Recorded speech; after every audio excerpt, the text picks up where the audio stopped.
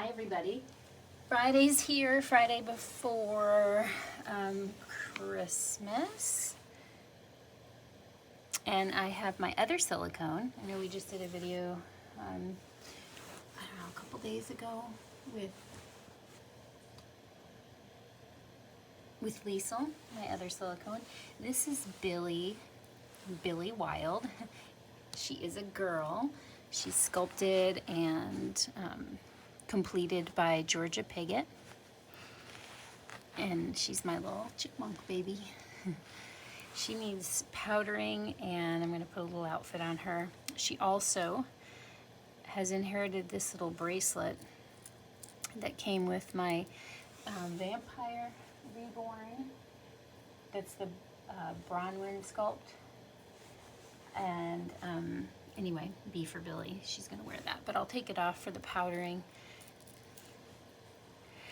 I thought I would bring her on. She's exactly the opposite in the fact that her silicone's a bit firmer, but also she has armatures in her arms and her legs.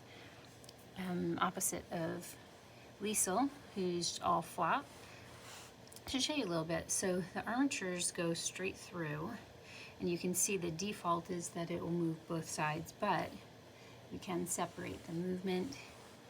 And she's got, so they go, let's see how far up they go. Well, they're in her, obviously they go all the way through, but you can bend her elbows, and you can also bend her wrists. They do go into her hands.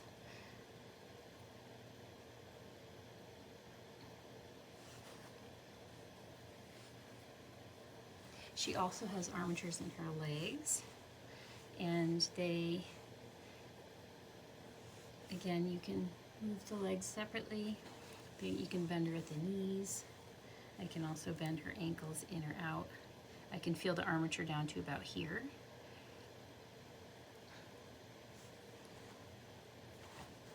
So I can make her legs straight.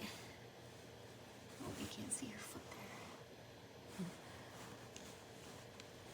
A little bit close in. Go up just a little bit. Yeah. So, but I'm going to powder her. She's got it's just time. She's got a little bit of stickiness and a little bit of shininess in some spots. So I'll do my best on here.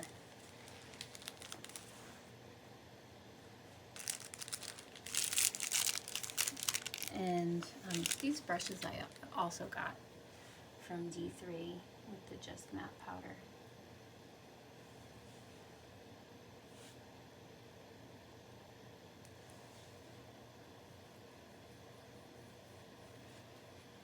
I won't take her diaper all the way down, but just want to be able to give her a pretty decent once over. When I do the bottom part, I'll probably just zoom in on her face a little bit.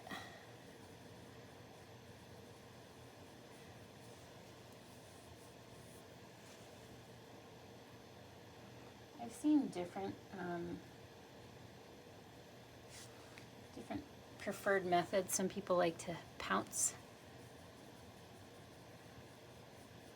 Some people rub very lightly, of course. I'm not really sure. I probably alternate. I'm not really sure what's best and where I've seen, any differences in performance. I guess if there's a spot, like she's got a spot here that she's got a line that kind of shows through, maybe that's, you would call that a trouble spot or whatever. I think a little bit of pouncing seems to get it in there better, but I couldn't say for sure.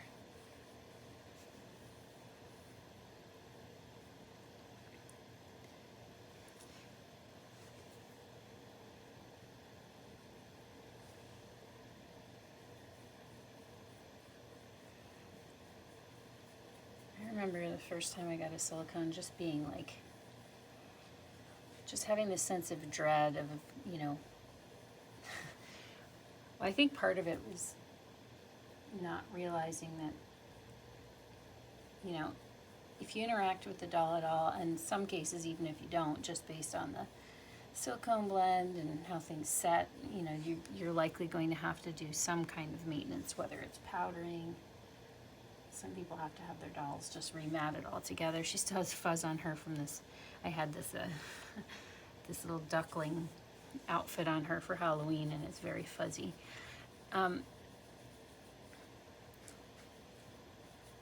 Once I accepted that, well, once I learned that maintenance was passable,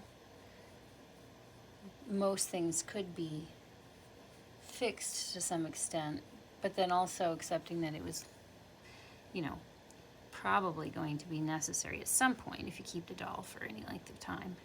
I think I relaxed a bit. But I remember well, before there was anxiety about it, there was ignorance about it. And then I realized what happens when you handle them or change them a lot. And same thing with Reborns, just in a different way. Just being like, no. I remember writing to commenting on a YouTuber, a Reborn YouTuber's thing, like live maybe it was, about whether it was inevitable or what have you, and the answer is pretty much yeah. If you change them, I mean, there's going to be some change to the varnish. Again, that's on a Reborn.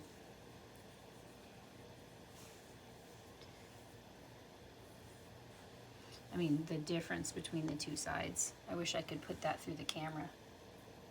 You could feel the difference.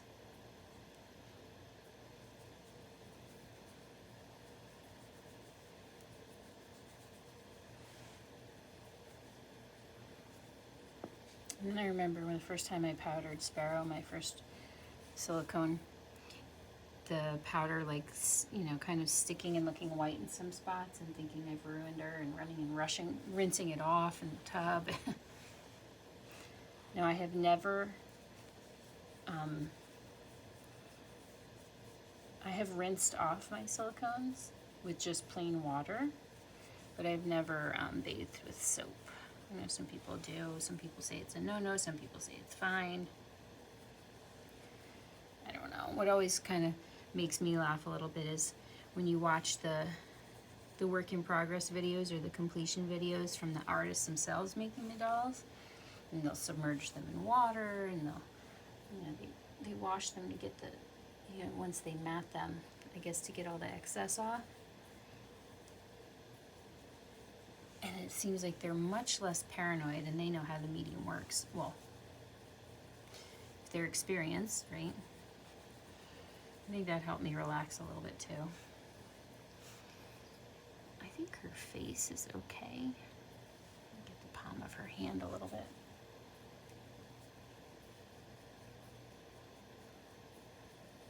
I'm just putting like the tiniest amount and then tapping that off too. She's got sparkle stuck to her chest. Oh well.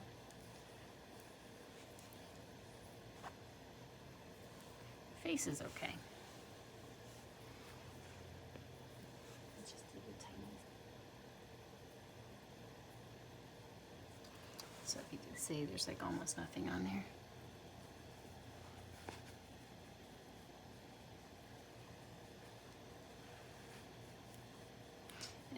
And this is like really, really, really fine particle silicone powder. It can be used when artists are matting a doll, but also to brush over a completed doll to remove the stickiness or whatever. And help protect the paint, I believe. Let me zoom in on her face for a minute. Just this little baby girl has so much character.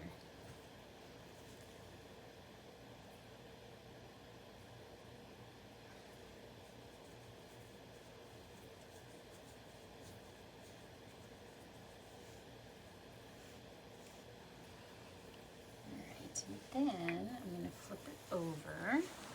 I'll get her booty first and then we can zoom out.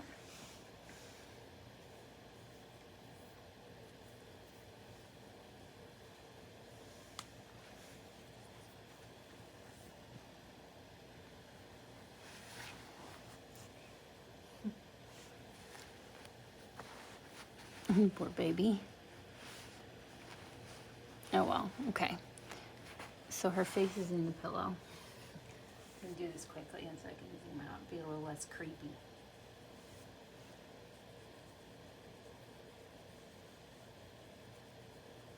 Okay. Got the booty. Poor girl. Her face in the pillow. I don't want to over twist her neck, you know? Especially with this little pillow thing here.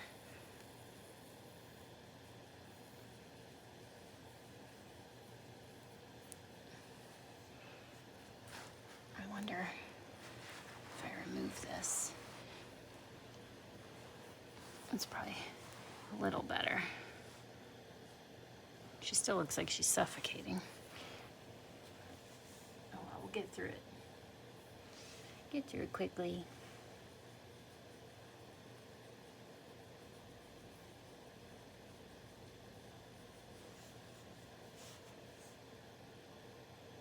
I was able to get the back of her limbs for the most part while she was on her stomach, or on her back, I mean.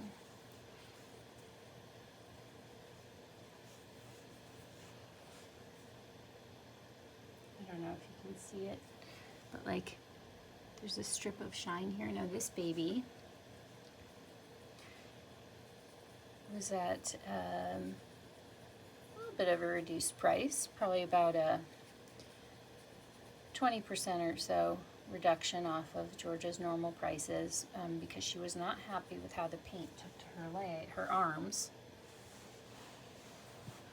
You know, she sent me photos and stuff before I decided to buy her, and I was like, you know, honestly, you're a perfectionist. And not all artists consider what she considered to be an imperfection but she did. It was completely not a concern for me.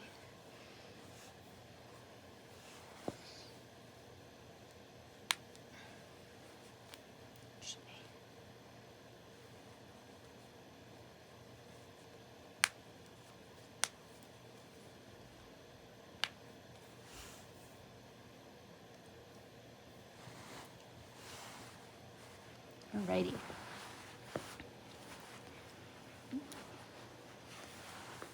So where she lays most of the time, she is not in the nest. She's on a flat surface, so this pillow doesn't quite come up and cradle her face the same way. Just get any remaining powder off the brush before I put it away.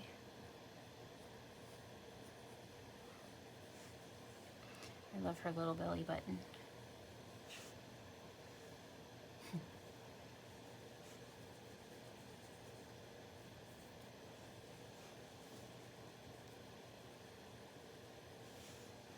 Right.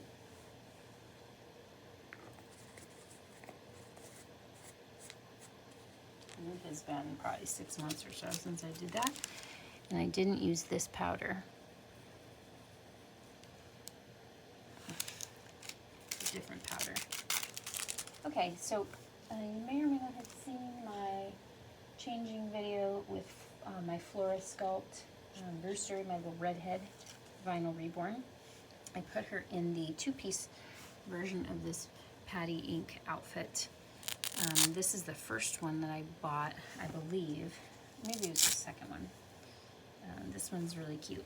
The whole thing opens up. And it'll work better on her because, you know, it's a tie front and her little chest and stuff will peek through. So with her being a full body silicone, she won't have it won't be the same as a cloth body peeking through on the vinyl. So. And it's a really easy thing. This would be a really easy outfit for a little baby because of the way it goes on.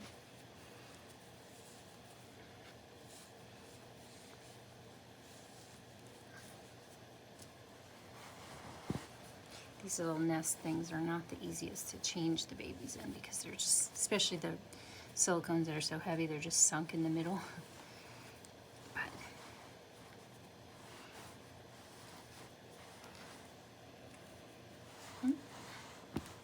cutie. Right, so then you've got Velcro here.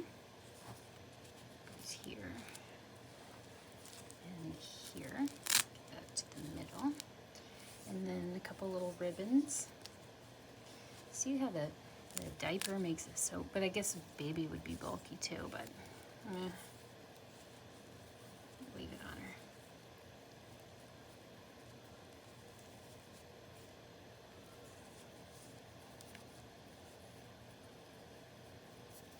I don't have her little pin hair bows with me, or I'd put a little blue one in.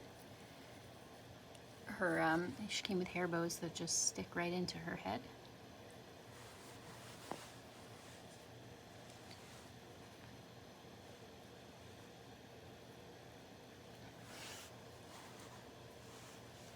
Our little sweetie.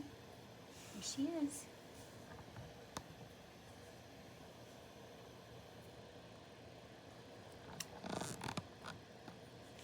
My little Billie. Put her little bee bracelet back on.